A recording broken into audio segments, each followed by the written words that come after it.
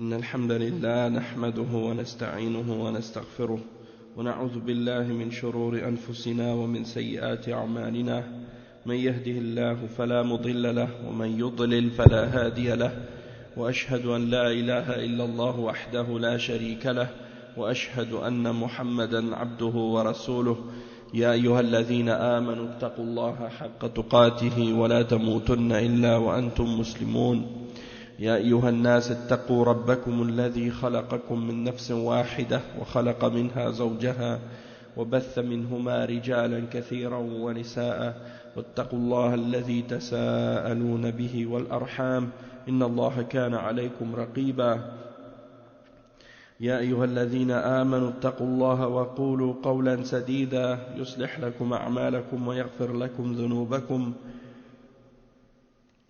ومن يطع الله ورسوله فقد فاز فوزا عظيما أما بعد إن خير الكلام كلام الله وخير الهدي هدي محمد صلى الله عليه وسلم وإن شر الأمور محدثاتها وكل محدثة بدعة وكل بدعة ضلالة وكل ضلالة في النار أما بعد. On continue donc le cours de tafsir. C'est le cours aujourd'hui 61 dans l'explication de Tafsir al-Baqarah de Cheikh Salih al-Fawzan hafidhahullah ta'ala. Et donc on est arrivé au verset 143 et 144 aujourd'hui dans cette sourate al-Baqarah. Donc on va lire les versets qu'on va expliquer aujourd'hui, Inch'Allah, ou une partie des versets qu'on va être capable d'expliquer, Inch'Allah. Donc Cheikh Al-Fawzan hafidhahullah il dit قال الله سبحانه وتعالى وكذلك جعلناكم أمة وسطا لتكونوا شهداء على الناس ويكون الرسول عليكم شهيدا وما جعلنا القبلة التي كنت عليها إلا لنعلم من يتبع الرسول ممن ينقلب على عقبيه وإن كانت لكبيرة إلا على الذين هدى الله وما كان الله ليضيع إيمانكم إن الله بالناس لرؤوف رحيم قد نرى تقلب وجهك في السماء فلنولينك قبلة ترضاها فول وجهك شطر المسجد الحرام وحيث ما كنتم فولوا وجوهكم شطره وإن الذين أوتوا الكتاب ليعلمون أنه الحق من ربهم وما الله بغافل عما يعملون. Donc les versets en question, donc on vient de lire l'explication en français du sens de ces versets, c'est les explications suivantes. Et aussi nous avons fait de vous une communauté de justes, une communauté de justes, yani ummatan wasatan, c'est-à-dire des gens qui sont au juste milieu, qui sont équilibrés, qui sont sur yani la justice et sur le juste milieu, qui ne sont pas dans les extrêmes et ainsi de suite. Donc ummatan wasata, on va expliquer de toute façon dans le tafsir la signification du terme wasatan. Et pour que vous soyez témoins aux gens, pour que vous soyez des témoins sur les gens, et comme le messager sera témoin de vous, il sera témoin sur vous.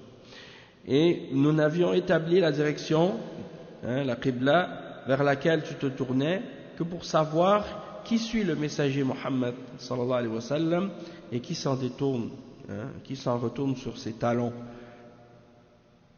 Donc le changement de la qibla, pour dire que c'était un test en fait, une épreuve d'Allah subhanahu wa ta'ala pour voir qui était sincèrement en train de suivre le messager, de celui qui retourne sur ses talons.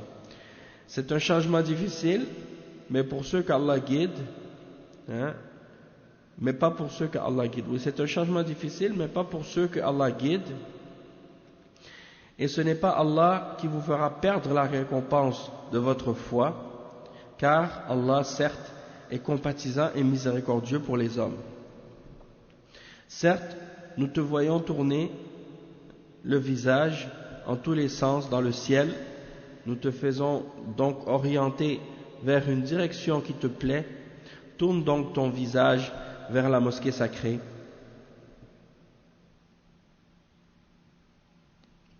Où que vous soyez, tournez-y vos visages, certes, ceux à qui le livre a été donné savent bien que c'est la vérité venue de leur Seigneur, et Allah n'est pas inattentif à ce qu'ils font. Donc,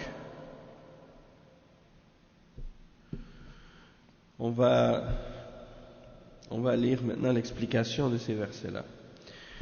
Donc le cheikh il commence en disant Alhamdulillah Rabbil Alamin wa sallallahu wa sallam ala abdihi wa rasulihi nabiyina Muhammadin wa ala alihi wa ashabihi wa man ihtada bihudahu wa tamassaka bi sunnatihi ila yawmiddin amma ba'd.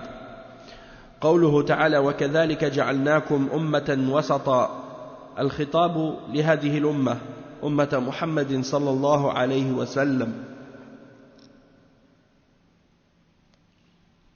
أمة محمد صلى الله عليه وسلم وهذا شرف لها أن الله جل وعلا يخاطبها فقوله وكذلك أي كما تفضلنا عليكم وشرفناكم ببعثة هذا الرسول محمد صلى الله عليه وسلم وإنزال هذا القرآن وجعلنا قبلتكم قبلة إبراهيم عليه الصلاة والسلام وهي الكعبة المشرفة مثل هذه الفضائل العظيمة التي منحها الله هذه الأمة مثلها أن الله جعلها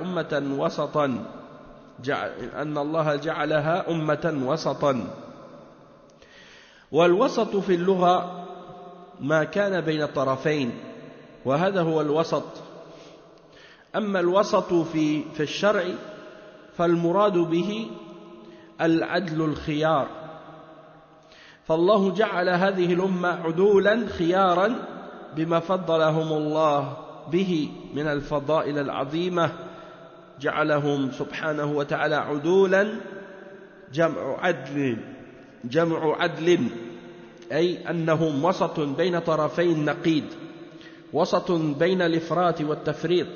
فهذه الأمة وسط بين اليهود والنصارى، فاليهود على طرف والنصارى على طرف، وهذه الأمة في الوسط ولله الحمد. فهم وسط في الأنبياء عليهم الصلاة والسلام بين اليهود الذين يحقرون الأنبياء ويؤذونهم بل يقتلون بعضهم ويكذبونهم كما قال الله سبحانه وتعالى لهم أفكلما جاءكم رسول بما لا تهوى أنفسكم استكبرتم ففريقا كذبتم وفريقا تقتلون. فهم مع الأنبياء الذين يأتون بما لا يهوون ولا يوافق شهواتهم إما أن يكذبوهم وهم أنبياء الله سبحانه وتعالى وهذا كفر صريح، وإما أن يقتلوهم فقد قتلوا عددا من الأنبياء منهم زكريا ويحيى عليهم الصلاة والسلام، وحاولوا قتل عيسى عليه الصلاة والسلام ومكر الله والله خير الماكرين فرفعه الله من بينهم إلى السماء لم يمسه أذى. Donc on va traduire cette partie. Le cheikh il explique, après avoir mentionné que la louange appartient à Allah le Seigneur des mondes, et paix et salut sur le messager Muhammad sallallahu alayhi wa sallam, sur son serviteur et son messager notre prophète Muhammad alayhi salatu wassalam, et sur sa famille et sur ses compagnons et tous ceux qui ont suivi sa guidance et qui se sont accrochés à sa sunna jusqu'au jour de la résurrection. Et ensuite il dit, Allah subhanahu wa ta'ala, il dit c'est ainsi que nous avons fait de vous une nation qui est dans le juste milieu, une nation de l'équilibre et du juste milieu. Et ici Allah subhanahu wa ta'ala il s'adresse à cette umma, il s'adresse à cette nation, à la umma du prophète Muhammad sallallahu alayhi wa sallam, et ça c'est un honneur pour elle de la part d'Allah subhanahu wa ta'ala, que Allah subhanahu wa ta'ala s'adresse à elle.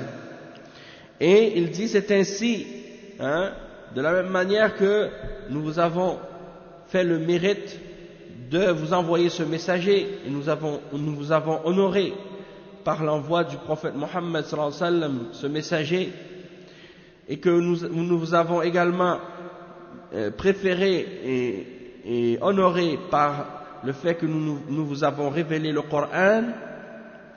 et que nous vous avons donné comme direction pour votre prière la qibla de Ibrahim, alayhi salatu wassalam, et c'est la Kaaba, l'honorable Kaaba. Et donc, tous ces mérites, ces grands mérites que Allah subhanahu wa ta'ala a donné à cette ummah, eh bien, Allah subhanahu wa ta'ala, parmi ces mérites-là, il y a également le fait qu'il a fait de vous une ummah qui est du juste milieu. Parce que al-wasat, en arabe, dans la langue, ça signifie ce qui est entre deux extrêmes. Donc al-wasat, c'est le milieu, c'est le centre.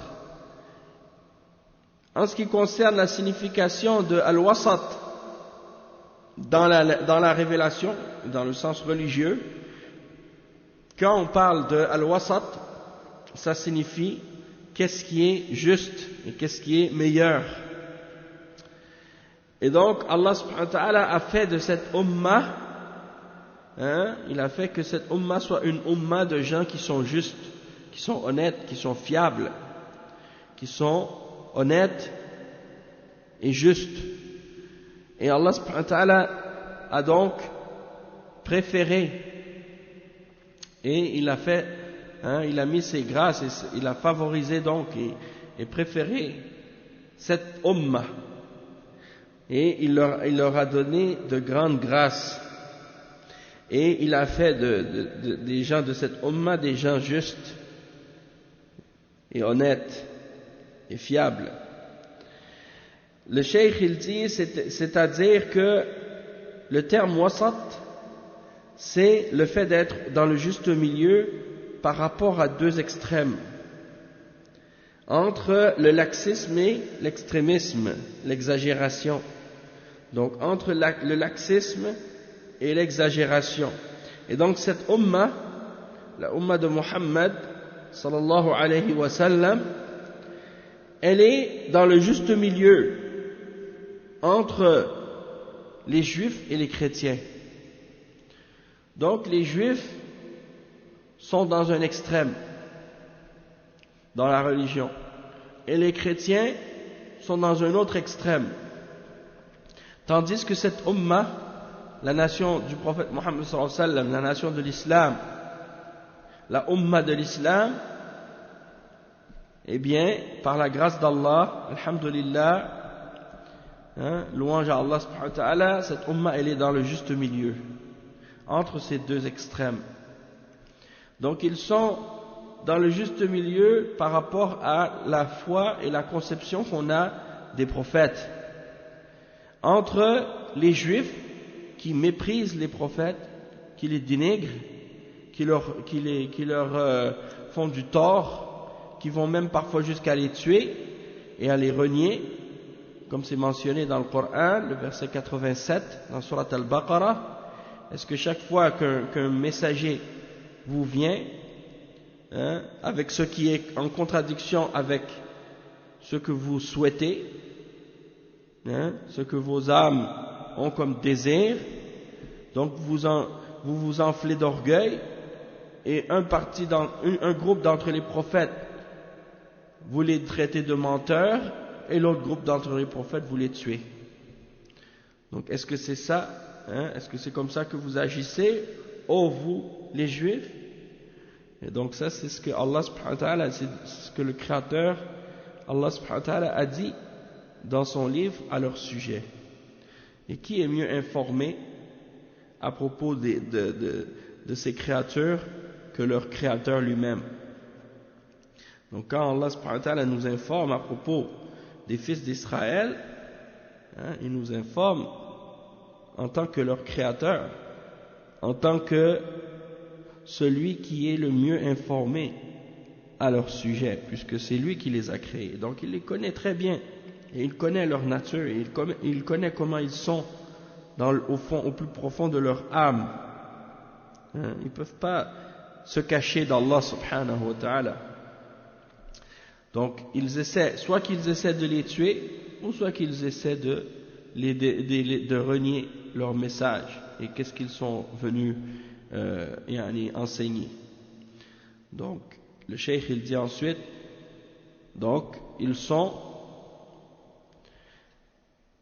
yani, avec les prophètes qui viennent avec des choses, lorsque des prophètes leur viennent avec des choses que leur passion n'accepte pas, yani, ou bien quelque chose qui est en contradiction avec leur désir et leur passion, soit qu'ils les traitent de menteurs, alors que ce sont des messagers et des prophètes d'Allah, et ça c'est de la mécréance claire et explicite, hein, il n'y a aucun doute là-dessus, ou bien soit qu'ils les tuent, hein, comme ils ont tué un grand nombre d'entre les prophètes, et parmi eux Zachariah et Yahya, hein, Zachariah et Yahya qui est Jean le Baptiste, c'est comme ça qu'on l'appelle en français.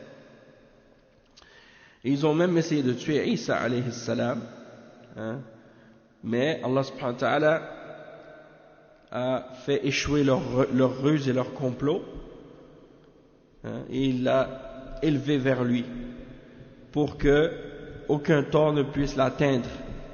Donc ils n'ont pas tué Isa alayhi salam, même s'ils ont essayé de le tuer, mais ils n'ont pas été capables parce que Allah subhanahu wa ta'ala a déjoué leur ruse et il l'a fait monter vers lui, hein? Donc ils ne l'ont pas crucifié et ils ne l'ont pas tué, mais c'est ce qui leur a été apparent parce que Allah subhanahu wa ta'ala a déjoué leur ruse et leur plan, et donc ils ont tué quelqu'un d'autre à sa place croyant que c'était lui.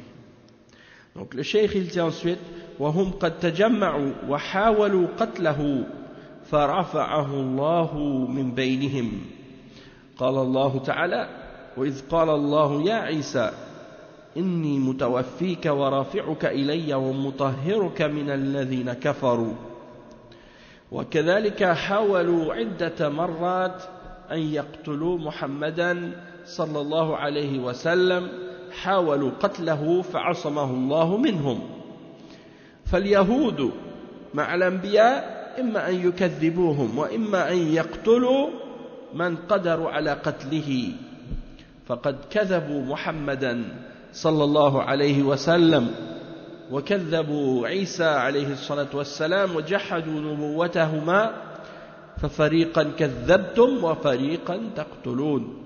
Donc le cheikh il dit, donc ils se sont réunis et ils ont essayé de faire en sorte que Isa alayhi salam soit tué, mais Allah subhanahu wa ta'ala a fait monter Isa vers lui, hein, il les a pris de parmi eux et il l'a fait monter vers lui, et donc hein, ils n'ont pas été capables de le tuer comme c'est mentionné dans le Coran. Et le cheikh il a cité un verset dans Surat Al-Imran qui est le verset 55, dans lequel Allah subhanahu wa ta'ala dit, hein, et rappelle-toi quand Allah dit ô Jésus, certes je vais faire mettre fin à ta vie terrestre et t'élever vers moi et te débarrasser de ceux qui n'ont pas cru, hein, et te débarrasser de ceux qui n'ont pas cru.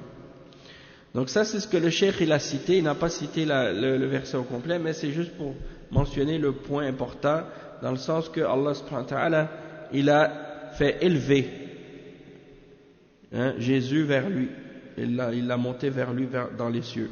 Donc ils ont voulu le tuer mais ils n'ont pas pu le tuer, ils n'ont pas été capables de le faire. Et le cheikh il dit, de même qu'ils ont essayé de tuer le prophète Muhammad sallallahu alayhi wa sallam à maintes reprises, hein, mais Allah subhanahu wa ta'ala l'a protégé contre eux. Allah al-Musta'an. Donc c'est des gens qui assassinent les prophètes et qui tuent les prophètes. Allah al-Musta'an. De même que les juifs, hein, ont également traité de menteurs beaucoup d'entre les prophètes, et ceux qui n'ont pas traité de menteurs, ils les ont tués, hein, ils ont tué ceux qu'ils ont été capables de tuer, et ils ont renié la foi en Muhammad sallallahu alayhi wa sallam, et de même qu'ils ont renié également et refusé de croire en Isa. Ils ont traité Isa de menteur, ils ont traité Muhammad sallallahu alayhi wa sallam de menteur, ils ont renié leur prophétie, ils ont renié le fait qu'ils étaient des prophètes. Et donc, comme Allah subhanahu wa ta'ala le dit, il traite un groupe d'entre eux de menteurs et il traite un groupe d'entre les prophètes, hein, de menteurs, et l'autre groupe, il les tue. Et en ce qui concerne les chrétiens, le cheikh maintenant il explique, il dit وَأَمَّا النَّصَارَى فَقَدْ غَلَوْا فِي عِيسَى عليه الصلاة والسلام فقالوا إنه الله أو ابن الله أو ثالث ثلاثة فغلوا في المسيح حتى رفعوه إلى مرتبة الربوبية والألوهية تعالى الله عما يقولون فهم على طرفي نقيض في الأنبياء طرف يؤذيهم ويحتقرهم ويكذبهم ويقتل بعضهم وهم اليهود وطرف يغلو فيهم حتى يرفعهم مرتبة البشرية إلى مرتبة الألوهية وهم النصارى. Donc les chrétiens, eux, c'est l'autre extrême. Yani, à propos de Jésus, ils sont allés jusqu'à dire à son sujet qu'il était Dieu lui-même, que Jésus était Allah, ou bien qu'il était le fils d'Allah, ou bien qu'il était un des trois qui forment la divinité, comme leur croyance en la Trinité, lorsqu'ils disent Dieu le Père, Dieu le Fils, Dieu le Saint-Esprit. Ils croient que il y a trois personnes qui forment Dieu, ou qui comprennent. Il y en a qui sont compris en Dieu, donc ça c'est de l'idolâtrie, c'est de la mécréance. Donc ils ont exagéré à propos d'Isa alayhi salam jusqu'à ce qu'ils l'élèvent au degré de divinité, et qu'ils fassent de lui un Dieu, et qu'ils lui offrent même de l'adoration. Donc que Allah subhanahu wa ta'ala soit exalté et élevé au-dessus de ce qu'ils disent. Et donc, on voit donc que l'attitude des gens du livre vis-à-vis des prophètes, c'est une attitude qui se situe à deux extrêmes en ce qui concerne les prophètes. Ceux qui leur font du tort, et qui les dénigrent et qui les méprisent et qui les renient et qui les tuent, certains d'entre eux, donc ça ce sont les juifs. Et l'autre extrême, c'est l'extrême des chrétiens qui exagèrent à leur sujet au point de les élever à un niveau, à un degré de divinité, et de leur offrir de l'adoration, de leur offrir des prières, et de se prosterner devant leurs statues, leurs images, toutes des formes d'idolâtrie, de shirk, de paganisme, qui est fait de la part des chrétiens. Donc ça c'est sans compter également les autres formes d'idolâtrie qu'ils font. Donc tout ça c'est des exemples des extrêmes dans lesquels sont les gens du livre, parmi les juifs et les chrétiens. Et le cheikh maintenant il compare ça avec cette umma, la umma de l'islam. Il dit wa amma hadhihi al-umma walillahi alhamd fa innaha tu'minu bi jami' an-nabiyyin wal mursalin wa tu'minu bi jami' al-kutub. قولوا آمنا بالله وما أنزل إلينا وما أنزل إلى إبراهيم وإسماعيل وإسحاق ويعقوب والأسباط وما أوتي موسى وعيسى وما أوتي النبيون من ربهم لا نفرق بين أحد منهم ونحن له مسلمون آمن الرسول بما أنزل إليه من ربه والمؤمنون كل آمن بالله وملائكته وكتبه ورسله لا نفرق بين أحد من رسلي وقالوا سمعنا وأطعنا غفرانك ربنا وإليك المصير. هذه الأمة وسط بين اليهود والنصارى في حق عيسى عليه السلام، فهم يقولون إن عيسى عليه السلام عبد الله ورسوله وكلمته ألقاها إلى مريم وروح منه. هذه عقيدة هذه الأمة في عيسى عليه الصلاة والسلام أنه عبد الله، بخلاف ما تقوله النصارى أنه ابن الله، فهو عبد الله عز وجل ورسوله، خلافا لما تقوله اليهود فهم ينكرون رسالته عليه الصلاة والسلام. فهذه الأمة وسط في الأنبياء بين تطرف اليهود والنصارى. وكذلك هذه الأمة وسط ولله الحمد في عبادة الله. Donc on va expliquer ce que le cheikh il a mentionné maintenant.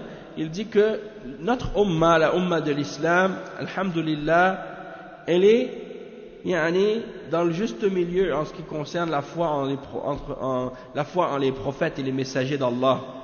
Donc nous les musulmans, nous croyons en tous les messagers et en tous les prophètes que Allah a envoyés sans exception.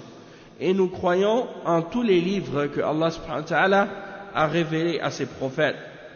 Et Allah subhanahu wa ta'ala mentionne cela dans le Coran, le verset 136, dans Surat al-Baqarah qu'on a lu dans les derniers cours, dans lesquels Allah subhanahu wa ta'ala dit: dites, nous croyons en Allah et en ce qui nous a été et en ce qu'on a révélé. Nous croyons en Allah et en ce qu'on nous a révélé et en ce qu'on a fait descendre vers Abraham, Ismaïl, Ishaq et Yaqub et les tribus, et en ce qu'on a donné à Moussa et à Isa, et en ce qui a été donné aux prophètes venant de leur Seigneur. Nous ne faisons aucune distinction entre eux et nous lui sommes soumis. C'est-à-dire nous sommes des musulmans soumis à Allah subhanahu wa ta'ala. Ensuite, il a cité le verset 285 dans Surat al-Baqarah, qui est parmi les derniers versets de cette surah, cette immense surah qui est remplie de guidance et de sagesse et de science. Et donc, il dit dans le verset 285, le messager a cru en ce qu'on a fait descendre vers lui, venant de son Seigneur, et aussi les croyants. Tous ont cru en Allah, en ses anges, en ses livres, en ses messagers, en disant: nous ne faisons aucune distinction entre ces messagers. Et ils ont dit: nous avons entendu et obéi, Seigneur, nous implorons ton pardon, c'est à toi que sera le retour. Donc ça c'est le verset que le cheikh il a mentionné et son explication, ou l'explication de ses sens en français. Après le cheikh il dit: هذه الأمة, donc cette umma, elle est dans le juste milieu entre les juifs et les chrétiens à propos de Isa alayhi salam. Du fait que nous les musulmans, nous disons à propos de Jésus que Jésus est un serviteur d'Allah et son messager, et que c'est une parole que Allah subhanahu wa ta'ala a mis en Maryam, sa mère Marie, et une âme qu'il a créée. Et cette aqidah, cette croyance que nous avons en Jésus, c'est de dire donc, comme on a dit, que c'est un serviteur d'Allah, contrairement à ce que disent les chrétiens qui disent qu'il est le fils de Dieu ou qu'il est Dieu. Donc il n'est pas Dieu ni fils de Dieu, il est un serviteur de Dieu, un serviteur d'Allah subhanahu wa ta'ala. Donc il n'est pas Allah lui-même, il n'est pas fils d'Allah, il ne fait pas un avec Allah, il n'est pas Allah incarné, comme le disent les chrétiens. Non, il n'est rien de tout ça. Il n'est qu'un serviteur d'Allah, créé par Allah, qui est humble et soumis à Allah. Et donc ça c'est pour répondre à un extrême, et également il est son messager. On affirme que c'est un envoyé d'Allah, un messager privilégié d'Allah, un des plus proches d'Allah parmi les messagers, un des plus grands parmi les messagers envoyés. Contrairement à ce que disent les juifs qui, eux, refusent d'admettre et de reconnaître qu'il était un messager de Dieu, qu'il était un prophète d'Allah, qu'il était envoyé par Allah subhanahu wa ta'ala. Donc c'est pour réfuter ces deux extrêmes. Également, bien entendu, on dit il est né de manière miraculeuse. Il est né de manière miraculeuse dans le sens qu'il n'avait pas de père. Il n'a pas eu de père. Il est né d'une mère seulement. Allah subhanahu wa ta'ala l'a créé dans le ventre d'une femme, sans l'intervention d'un homme. D'accord? Comme il a créé Adam et Ève sans père également. Il a créé Adam à partir de la terre et il a créé sa femme à partir d'une de ses côtes. Donc, est-ce qu'on va dire que Adam était le fils de Dieu à cause de ça, parce qu'il n'avait pas de père? Donc, alhamdulillah, nous les musulmans on dit non. C'est pas parce que il a été créé de manière miraculeuse et qu'il est né de façon miraculeuse que on peut dire de lui qu'il était Dieu ou fils de Dieu, puisque Allah subhanahu wa ta'ala il crée comme il veut, ce qu'il veut, hein? Et ça ne veut pas dire qu'il est Dieu ou fils de Dieu, contrairement à ce que prétendent les chrétiens. Ils disent il était le fils de Dieu. Pourquoi? Parce que il n'avait pas de père, donc il conclut que son père ça devait être Dieu. Ça vient pas de la foi et de la croyance des prophètes. Ça vient des croyances de la mythologie grecque, hein, et des Égyptiens de l'Antiquité, ou bien des Hindous qui croient que Dieu, comme ça, leur Dieu, ils avaient des femmes, ils tombaient amoureux de femmes sur terre, puis ils avaient des enfants avec ces femmes-là, ces enfants devenaient des demi-dieux. Il y a plein d'exemples comme ça dans la mythologie grecque, et il y a des exemples comme ça aussi dans la mythologie égyptienne. Et ces choses-là ne restent que des mythes, hein? C'est de la mythologie, c'est pas des choses vraies, c'est des choses inventées, c'est des choses fabriquées, c'est des contes, c'est des superstitions, c'est des mensonges, ça n'a rien de vrai.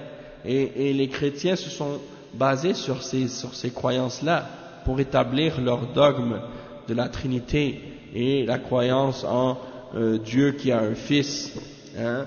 Et il y a des choses de ce genre. Ça n'a rien à voir avec l'enseignement des prophètes.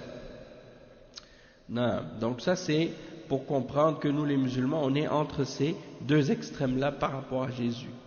On reconnaît ce que Allah subhanahu wa ta'ala a affirmé et on l'accepte, mais ce que les chrétiens ont inventé et ajouté et ce dans quoi ils ont exagéré, et les juifs également, eh bien ça on le rejette.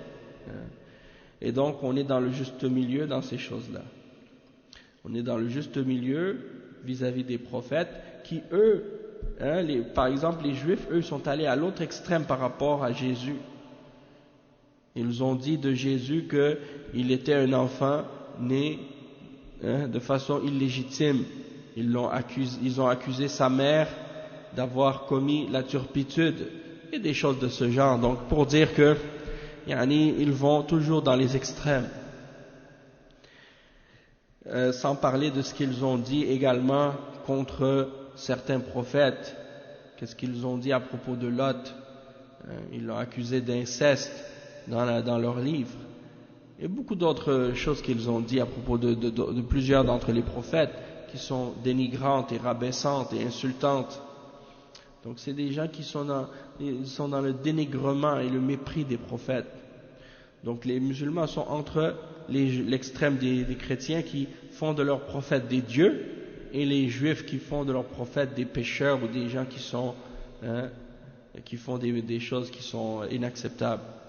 Donc nous on est entre les deux, on respecte nos messagers et nos prophètes, mais on ne va pas aller jusqu'à en faire des divinités, et de les adorer en dehors d'Allah. Donc ça c'est le juste milieu entre les deux extrêmes.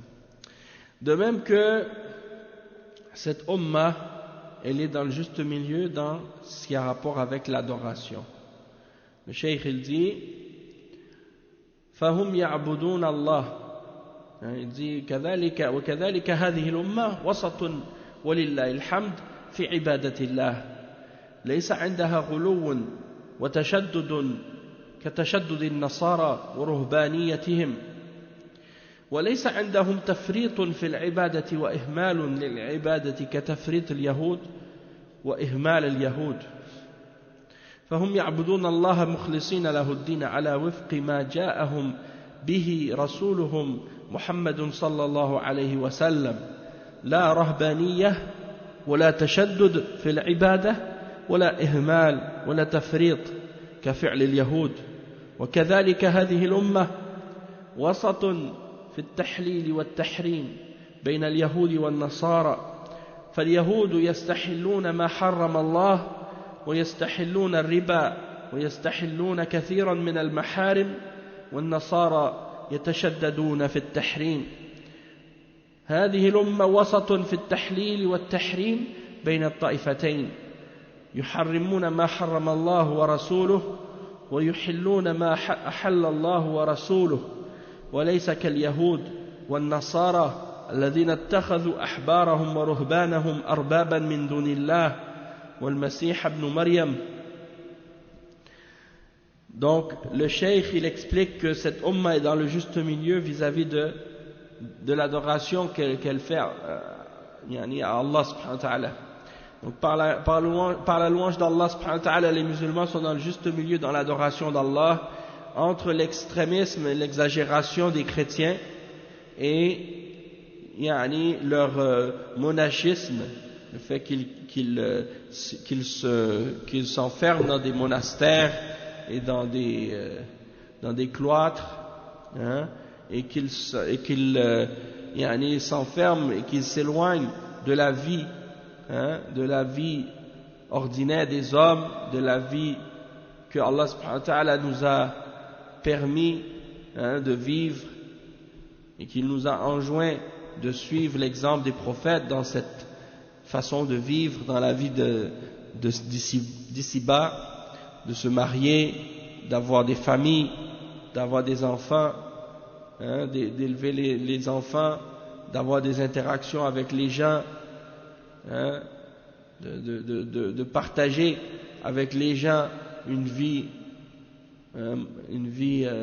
de piété et de bien, mais sans tomber dans l'extrême, de se cloîtrer, de s'isoler du monde et de dire nous voulons uniquement nous vouer à l'adoration de Dieu, l'adoration d'Allah subhanahu wa ta'ala, et se couper de toute autre chose, se couper des hommes, se couper du reste du monde et juste prier ou jeûner ou méditer, et se vouer à la contemplation et l'adoration et la dévotion et oublier, arrêter de faire tout le reste. Donc ça c'est de l'extrémisme et Allah subhanahu wa ta'ala il a condamné ça, il a mentionné que ça c'est une innovation dans la religion, que c'est quelque chose qu'ils ont innové et qui fait partie de l'extrémisme des chrétiens. Les moines, les sœurs religieuses, les religieuses qui s'enferment dans les monastères, qui sont cloîtrées, qui refusent tout contact avec le reste du monde, qui n'ont aucun rôle dans la vie sociale. Allah al-Musta'an. C'est pas ça ce que Allah subhanahu wa ta'ala a demandé, et c'est pas ça ce que les prophètes d'Allah ont fait non plus. Et les prophètes sont les exemples à suivre pour savoir comment plaire à Allah et comment se rapprocher de lui. Donc si les prophètes et les messagers n'ont pas fait ça, alors nous on n'a pas le droit de le faire non plus. On doit suivre son exemple, on doit suivre l'exemple des prophètes. Et même si par exemple certains chrétiens ils disent mais finalement Isa, c'est-à-dire Jésus, le fils de Marie, il ne s'est pas marié, il n'a pas eu de femme et d'enfant, contrairement aux autres prophètes. Donc ils font de ça parfois même une preuve de sa supériorité. Ils disent regardez, lui il ne s'est pas marié, il n'a pas eu de famille, il n'a pas eu d'enfant, il n'a pas eu de femme. Et les ulama ont expliqué que en fait Isa alayhi salam, il n'a pas eu de femme et d'enfants dans sa vie, mais il n'a pas terminé sa vie encore. C'est-à-dire que Isa alayhi salam, il va encore revenir, il lui reste encore des jours à vivre sur terre. Donc vers la fin des temps, quand il va venir, il va compléter sa vie, et à ce moment-là, il va se marier, avoir des enfants. Ça c'est ce que les ulama ont mentionné à ce sujet-là. Donc le prophète Isa alayhi salam, il n'est pas différent des autres prophètes. il n'est pas différent des autres messagers, il aura l'occasion lui aussi de compléter sa vie et de vivre une vie dans le mariage, hein, et de se marier, d'avoir des enfants si Allah lui permet. Donc, l'exemple à suivre, elle est claire dans les exemples des autres prophètes et des messagers à ce sujet-là. Hein. Et également, le cheikh il explique que donc les chrétiens sont dans cet extrême-là, et les juifs également sont dans un autre extrême. Eux aussi, ils ont des exemples de négligence et des exemples d'extrémisme dans la religion aussi. Les juifs, ils ont les deux extrêmes chez eux aussi. Tandis que chez les chrétiens aussi, on trouve des deux extrêmes. Ceux qui se détachent complètement de toute forme d'obéissance et de religiosité, ils ont rien, ils vivent comme ceux qu'on appelle aujourd'hui les laïcs. Hein. Ils se permettent tout ce qui est interdit et ils s'éloignent de tout ce qui est ordonné, et ils disent qu'ils sont croyants, ou ils disent oui, je suis chrétien, sauf qu'ils ne font rien. Et les autres qui sont dans les monastères, hein, en train de aller s'isoler de tout. Donc ça, c'est les deux extrêmes. Et chez les juifs, on retrouve ça aussi, les deux extrêmes comme ça. Ceux qui sont extrêmement durs dans l'adoration et qui sont très très durs dans l'observation des règles, mais à un niveau où ils vont même s'interdire ce qui est permis, hein, et ordonner ce qui n'est pas ordonné. Et il y a ceux qui sont dans le libertinage et qui permettent tout et qui suivent leur passion, hein, et ainsi de suite. Donc dans les deux cas, dans les deux extrêmes, ils suivent leur passion, sauf que leurs passions sont à deux extrêmes. Il y a les gens qui ont les passions dans l'extrémisme religieux, puis il y en a d'autres qui ont leur passion dans, hein, les interdictions et les choses qui ont un lien avec les tentations et les désirs. Donc c'est deux passions différentes, mais qui sont à un extrême et à l'autre. Donc le cheikh il donne d'autres exemples. Il dit par exemple, فَهُمْ يَعْبُدُونَ اللَّهَ مُخْلِصِينَ لَهُ الدِّينَ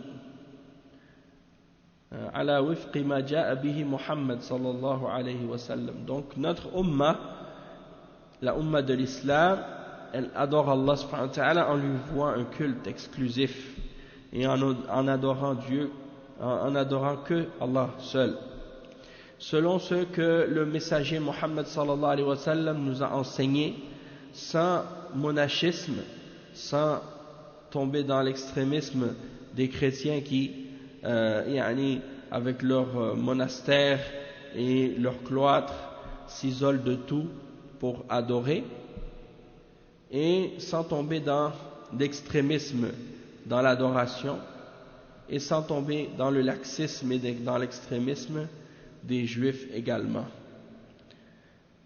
Et même si parmi les sectes qui se prétendent musulmanes ou qui disent appartenir à l'islam, on retrouve des gens qui ont suivi soit les juifs ou soit les chrétiens. On retrouve des exemples des deux.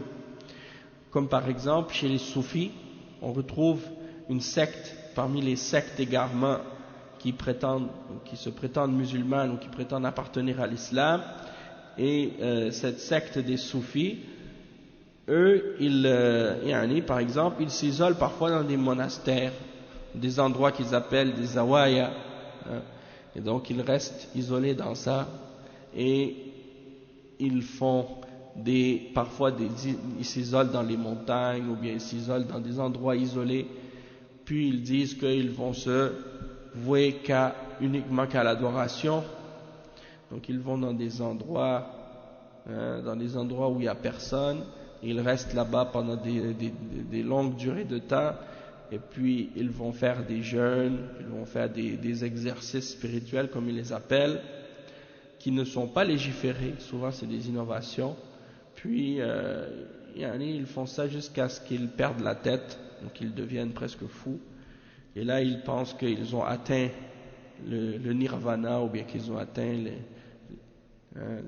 l'extase spirituelle, Ils pensent qu'ils deviennent un avec Dieu, qu'ils ont accompli l'union spirituelle avec la divinité, qu'ils deviennent un avec Dieu ou qu'ils ont atteint l'illumination, un peu comme les bouddhistes.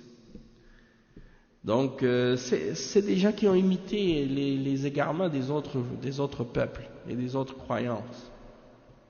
Donc on retrouve ça chez des sectes parmi les musulmans, mais ça n'a rien à voir avec les enseignements des prophètes et des messagers d'Allah. De même que le cheikh il explique et il dit que cette umma, la umma de l'islam, elle est dans le juste milieu dans ce qui a rapport avec le fait de rendre halal ou haram les choses, de déclarer quelque chose comme étant licite ou illicite. Et on est dans le juste milieu sur ce thème-là ou dans ces questions-là entre l'extrémisme des juifs et des chrétiens, puisque les juifs ils rendent halal ce que Allah a rendu haram, comme par exemple le riba, les prêts avec intérêt. Ça, ils le rendent licite. Et ils rendent licite également beaucoup des choses que Allah a interdites. Beaucoup des choses que Allah a interdites. Et ils interdisent. Donc le cheikh il dit, tandis que les chrétiens, eux, c'est ça, beaucoup de choses haram, ils les rendent halal. Beaucoup de choses interdites, beaucoup de choses permises, ils les rendent licites. Et beaucoup de choses illicites, ils les rendent licites. Et les chrétiens, c'est la même chose. Et ils sont extrêmes parfois dans les interdictions, tandis que cette umma, elle est dans le juste milieu, dans les questions qui ont rapport avec le licite et l'illicite. Donc on est au juste milieu entre ces deux groupes. Donc il dit yuharrimuna ma harrama Allah, ce que Allah et son messager ont déclaré comme étant interdit, on s'en écarte et on le considère comme tel, on le considère comme étant interdit, et ce que Allah et son messager ont déclaré comme étant licite, eh bien on le considère comme étant licite, contrairement aux juifs et aux chrétiens qui suivent dans le licite et l'illicite ce que leurs moines et leurs rabbins et leurs prêtres ont décrété en dehors d'Allah. Et ils prennent leurs moines et leurs rabbins comme des égaux avec Allah, comme des seigneurs en dehors d'Allah, ainsi que Jésus, le fils de Marie. Donc tout ça, c'est des choses qu'on retrouve parmi les formes d'extrémisme qui existent chez les chrétiens et chez les juifs. Et l'exemple de ça, c'est clarifié par le hadith que le prophète sallallahu alayhi wa sallam, que le cheikh a mentionné, du prophète sallallahu alayhi wa sallam, il dit وَلَمَّا سَمِعَ عَدِيُّ بْنُ أَبِي حَاتِمٍ أو عدي بن حاتم pardon لما سمع عدي بن حاتم رضي الله عنه قول الله تعالى اتخذوا أحبارهم ورهبانهم أربابا من دون الله وكان نصرانيا قبل أن يمن الله عليه بالإسلام قال لسنا نعبدهم قال رسول الله صلى الله عليه وسلم أليس يحرمون ما أحل الله فتحرمونه ويحلون ما حرم الله فتستحلونه قال بلى قال فتلك عبادتهم. Donc le cheikh il dit, lorsque Adi ibn Hatim radiyallahu anhu, c'était un chrétien avant et Allah subhanahu wa ta'ala l'a guidé à l'islam, donc il est devenu musulman et il a entendu le messager d'Allah sallallahu alayhi wa sallam qui récitait un verset dans le Coran. Et le verset, c'est dans Surat At-Tawbah. Je vais vous donner le numéro exact de ce verset-là pour que vous puissiez vous y référer. C'est le verset 31 dans Surat At-Tawbah, dans lequel Allah subhanahu wa ta'ala dit: ils ont pris leurs rabbins et leurs moines comme des seigneurs en dehors d'Allah. ainsi que le Messie, fils de Marie. Donc, le cheikh il explique que dans le hadith en question, le prophète sallallahu alayhi wa sallam, il était en train de réciter ce verset, le verset 31, dans Surat At-Tawbah. Et Adi ibn Hatim a entendu le messager d'Allah sallallahu alayhi wa sallam en train de réciter ce verset. Et étant donné qu'il était chrétien auparavant et que Allah lui a fait la faveur de le guider à l'islam, il a dit au prophète Muhammad sallallahu alayhi wa sallam, nous ne les adorions pas. Hein? Il a dit, c'est-à-dire que nos moines et nos rabbins, nos prêtres, on ne les adorait pas. Hein? Et lui, qu'est-ce qu'il a compris, Adi ibn Hatim, par le fait de les prendre comme des seigneurs? Il a compris que ça voulait dire de se prosterner devant leurs prêtres et leurs moines, devant les rabbins, et de leur offrir de l'adoration en leur faisant des prières, des choses de ce genre. Donc il a dit non, on les adorait pas de cette façon-là. Hein? Et le prophète sallallahu alayhi wa sallam lui a posé des questions. Il lui a dit, n'est-ce pas que vos prêtres et vos moines, vos rabbins, ils rendaient illicite ce que Allah a permis, et vous le rendiez illicite par rapport à ce qu'ils avaient dit? Et n'est-ce pas que également ils rendaient licite ce que Allah a interdit, et vous le rendiez licite en vous basant sur ce qu'ils ont dit? Et Adi a répondu en disant oui, certes, ça c'est vrai. Et donc le prophète sallallahu alayhi wa sallam a dit voilà votre adoration, c'est-à-dire voilà comment vous les adoriez. Le fait de suivre des hommes dans le fait de rendre licite ce qui est illicite, ou de rendre illicite ce qui est licite, c'est-à-dire de rendre halal ce que Allah a déclaré haram, ou de rendre haram ce qui est halal, ce que Allah a déclaré halal, ça représente une forme d'adoration aussi. Pourquoi? Parce que ce droit-là, le droit de légiférer et de rendre licite ou illicite, ou de rendre légal ou illégal, ça c'est quelque chose qui est uniquement réservé au Créateur, à Allah subhanahu wa ta'ala. Et si tu donnes ce droit législatif, hein, comme dans certains pays où ils votent, qu'est-ce qui est en ce moment les choses qu'ils appellent les législatives, hein, c'est-à-dire qu'il y a des hommes qui vont se réunir à un endroit, ou des femmes qui vont se réunir quelque part pour voter ce qui est licite ou illicite, ce qui est légal ou illégal, hein, et ils vont se fabriquer des lois, hein, qui sont contraires à ce que le Créateur des cieux et de la terre a décrété comme loi.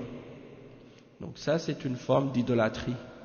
Celui qui croit qu'un homme ou une femme a le droit de voter des lois ou de créer des lois, de rendre licite ce qui est illicite ou de rendre illicite ce qui est licite, eh bien il a donné à Dieu des partenaires dans la croyance et dans l'adoration. D'accord? Parce que ça c'est un droit exclusif d'Allah. Et le cheikh il dit, هذه الأمة ولله الحمد تأخذ ما أحل الله لها من الطيبات وتترك ما حرم عليها من الخبائث، فهي وسط في هذا الباب وفي كل شيء بين اليهود والنصارى، فلا إفراط ولا تفريط. والإفراط معناه الغلو والتشدد، والتفريط معناه الإهمال والترك. وهذه الأمة ولله الحمد ملتزمة لدينها من غير إفراط ومن غير تفريط. Donc il dit par la louange d'Allah, cette umma, cette nation, elle prend ce que Allah a rendu licite parmi les choses qui sont bonnes pour l'homme, et elle délaisse ce que Allah a déclaré illicite parmi les choses qui sont mauvaises pour l'homme.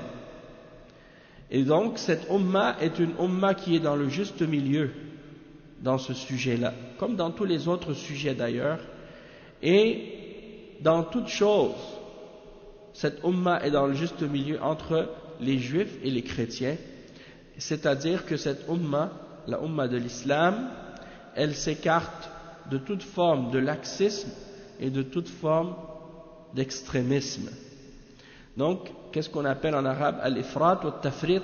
Al-ifrat, c'est l'extrémisme et l'exagération, ou al-tafrit, c'est le contraire, le laxisme et le délaissement, l'abandonnement des obligations, la négligence. Donc cette umma, elle est pratiquante et elle s'applique à respecter les règles divines et les commandements divins sans tomber dans ni le laxisme et ni l'extrémisme. Et c'est ça donc en quoi consiste d'être dans le juste milieu et d'être une umma, ummatan wasata. On va s'arrêter ici pour aujourd'hui. Demain, bi'idhnillah, on continuera l'explication de ça, incha'Allah. Et là, vous allez voir que la umma de l'islam, elle est dans le juste milieu, pas seulement par rapport aux autres croyances et aux autres religions qui sont dans l'égarement, mais même à l'intérieur de l'islam, les gens qui sont sur la sunna, ils sont sur le juste milieu dans les différents aspects de la religion par rapport aux sectes qui ont dévié. Et vous allez voir les exemples de ça demain, incha'Allah. Subhanakallahumma bihamdika ashhadu an la ilaha illa ant astaghfiruka wa atubu ilayk wa sallallahu wa sallam ala nabiyyina Muhammad wa ala alihi wa sahbihi ajma'in. Wassalamu alaykum wa rahmatullahi wa barakatuh.